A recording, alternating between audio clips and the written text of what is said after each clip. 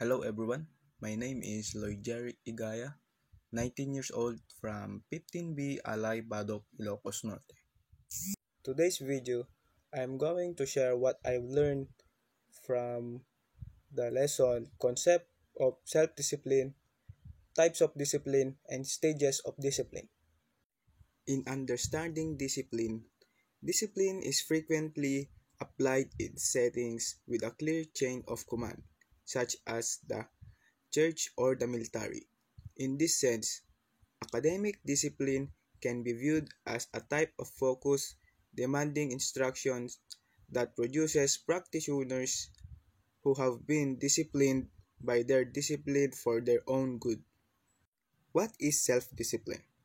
Self-discipline is the capacity to move on, maintain motivation, and take action despite one's physical or emotional state. You demonstrate it when you consciously decide to work toward improving yourself, even in the face of obstacles like diversion, difficulty, or bad circumstances. Self-discipline is helpful in many aspects of our lives. For instance, it motivates you to produce excellent work even when you don't feel like it. It's aids in your perseverance and achievement of challenging objectives that you set for yourself. You can achieve great achievement through self-discipline even in the face of what may seem to be insurmountable obstacles. Additionally, it can raise performance and learning levels. According to studies, disciplined students remember more information than unmotivated ones. Researchers also found that disciplined pupils do better because they are more meticulous in their work. Additionally, studies have shown that measuring a person's level of self-discipline is a more reliable indicator of success than measuring their intelligence. How to develop self-discipline? It's like a muscle. The more you work on developing it and using it, the stronger it will become. 5 steps in start developing your self-discipline. Number 1. Choose a goal. In order to build your self-discipline, start by deciding on just one goal. You might decide to start working out every evening or read a leadership book once a week to improve your leadership abilities. Even very minor goals such as focusing on a task for an hour without checking your messages or abstaining from unhealthy foods for a day can help you to develop a self-discipline.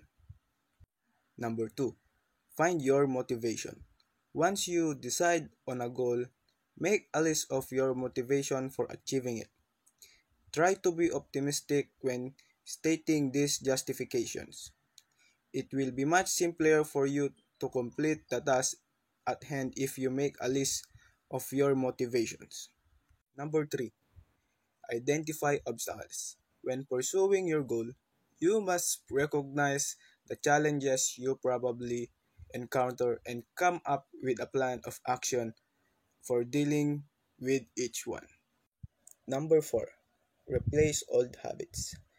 When we're trying to acquire self-discipline, we frequently strive to break a negative habit and switch it out for a better one.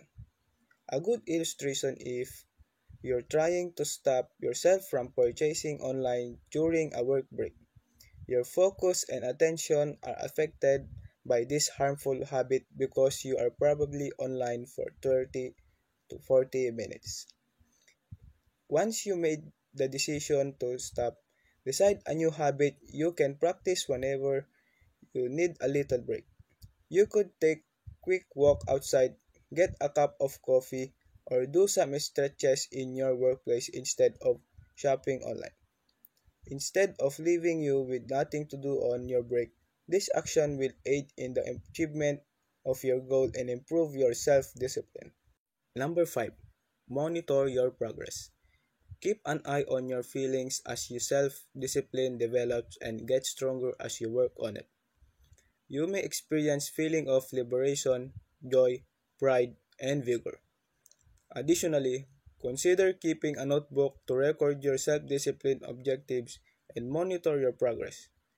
This supports the constructive life adjustment you're making and provides you with a record of your achievements so you may assess your progress in the future. Your ability to apply self discipline to many other aspects of your life will grow as it gets stronger over time. Types of discipline. Classroom discipline is very important for effective teaching and learning, yet, it constitutes one of the biggest teacher challenges nowadays. Before teaching, a new class teacher should work intensively on their classroom management strategy for achieving a school discipline. Three types of discipline according to school.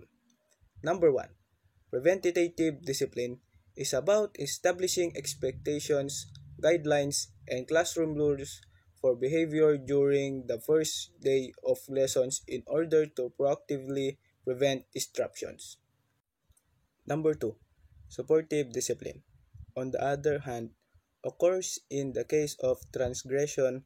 It is usually a verbal warning or a suggestion for the correction of behavior. Number three, corrective discipline comes into play when a student has failed to change his or her behavior after repeated attempts at supportive discipline. It mostly refers to the consequence delivered following an infraction. Discipline in school life is extremely important as it sets the foundations for students' success later in life. Discipline is a transferable skill in life and it can bring on many virtues such as professional success through being focused and staying healthy. Discipline is what helps students achieve good performance in school and it's responsible for keeping order in the classroom. Three types of self-discipline you need to accomplish your vision. Number one, active discipline is doing what you need to in the very moment, such as eating a healthy meal, limiting your distraction while studying, and exercising. You were actively disciplined when you choose to eat healthy instead of unhealthy. You were disciplined when you took the time to study and turned your phone off. Another example happened when you decide to exercise instead of watch TV or surf the internet.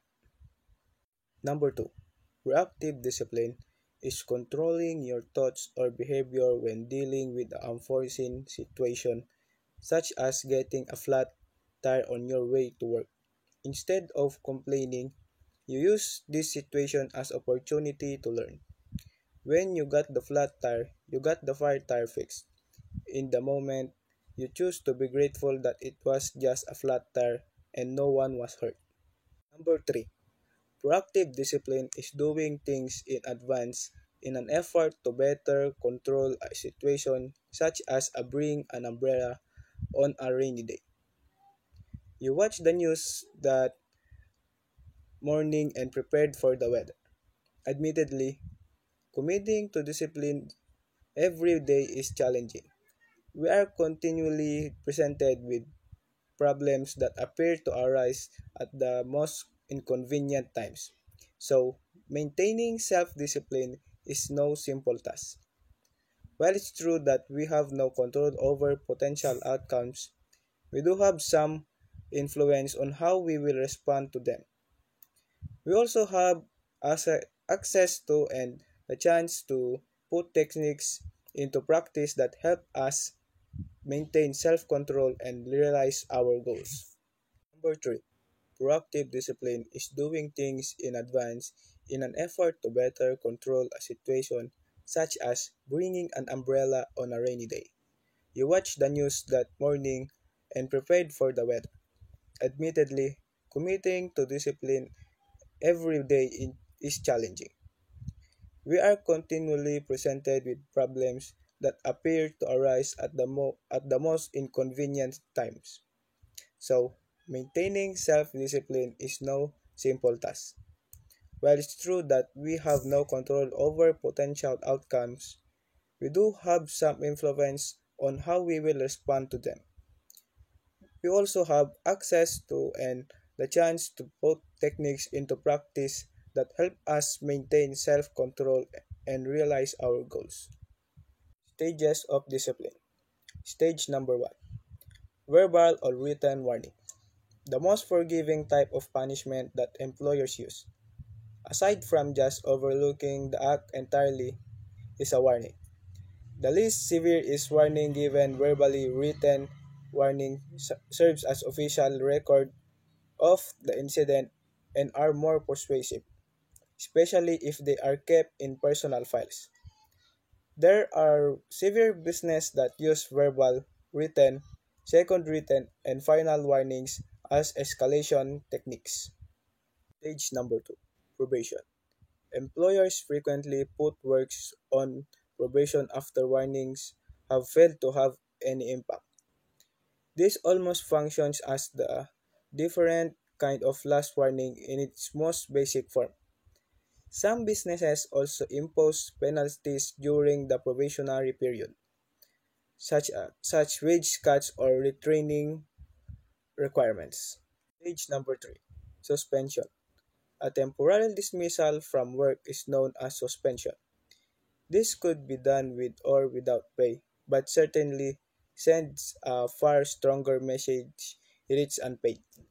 Suspension differs from termination in that it is anticipated that employee will resume employment after the suspension period is over.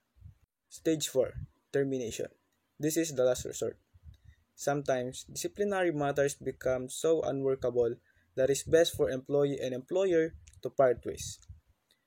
Employers are generally as averse to employee discipline as employees are themselves. It is uncomfortable to discipline another adult in a professional setting, but when it needs to be done, knowing what disciplinary tools are available can make the task easier. Of course, with any form of employee discipline, keep in mind that employment law might come up into play, so consult with an HR professional or employment law attorney before taking actions that could give rise to liability now or in the future.